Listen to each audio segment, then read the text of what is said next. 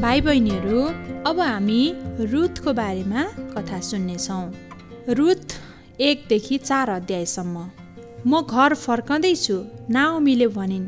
धेरै समय अघि नै आफ्ना पति र 2 छोराहरूसित नाओमी मोआबमा सरेकी थिइन्। उनको सहर बेथलेहेममा ठुलो अनिकाल परेको थियो। नाओमी वृद्ध भइन्, उनका पति र 2 छोराहरू पनि मरे।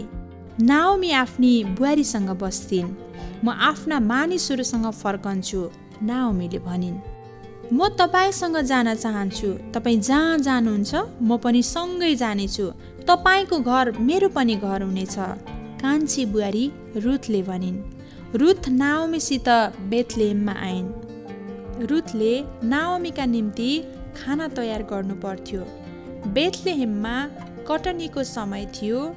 रुथ जौँ खेतमा सिलाबाला बटुल्थिन् र नाओमीसँगै खान्थिन्। खेतका मालिक बोअज थिए। बोअज सोद्धथे यिनले आफ्नी सासूको राम्रो हेरविचार गर्छिन्। रुथ एक असल स्त्री हुनुपर्छ। रुथले लगनशील भई सिलाबाला बटुल्थिन्। बोअज रुथलाई बढी सिलाबाला बटुल्न मद्दत गर्थे। उनी रुथलाई अन्य कमाराहरूसँगै बसेर आरामले खाना दिन्थे। बोअज एक दयावान र धनी व्यक्ति थिए।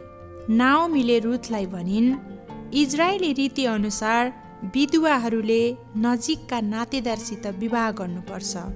बोअज सबैभन्दा नजिकका नातेदार हुन् र उनी तिमीलाई मन पराउँछन्। तिमी उनीसित किन विवाह गर्दैनौ? नाओमीले भने चाहिँ बोअज र रुथको विवाह भयो।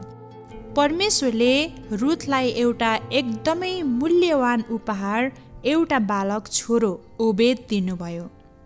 हजुरआमा नाओमी र रुथ साँच्चै खुसी थिए। परमेश्वरले रुथलाई आशिष दिनुभयो।